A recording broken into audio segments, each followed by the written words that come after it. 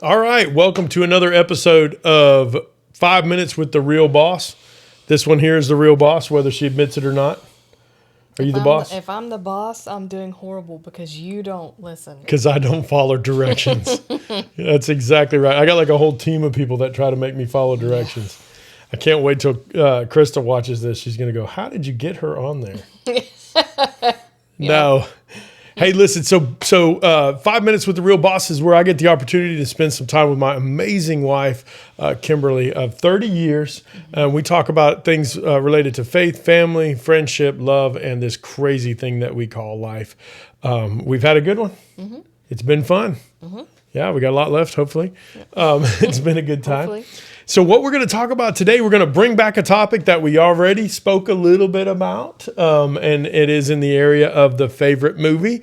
This is one people really like. I like. It's good times. We love to watch movies together.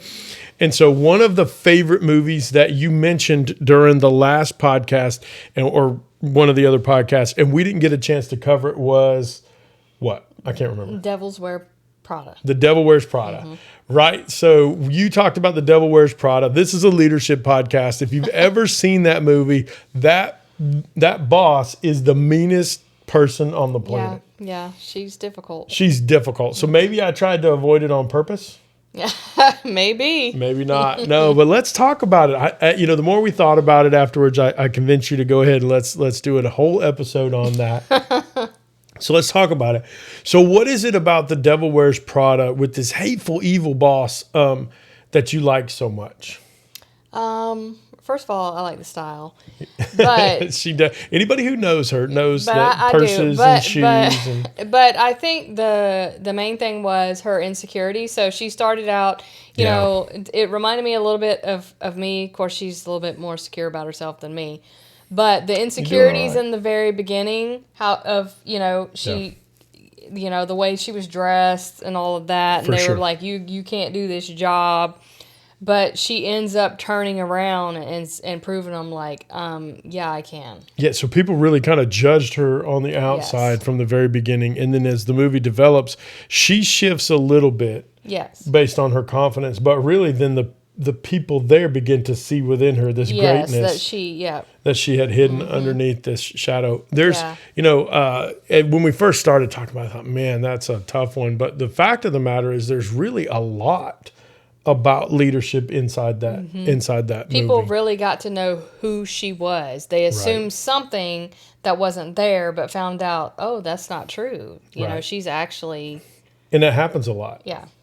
And one of the things that's cool about that is that, Anne Hathaway's character, I can't remember what her name is. They call her Emily, but it's not Emily. No, it's, doesn't matter. Gosh, I can't.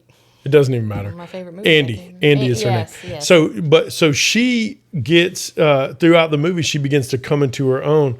But what she thought that she was going to a place, she wanted to be a real writer, and so she was going to to take this job just because she needed a job. Yep. Right, jobs that pay the bills is one of the things they call it in the movie. But what happens is this very evil person, specifically especially on the surface, but she really probably is evil. This evil character really begins to push her to the limit, and it pulls out this greatness within her.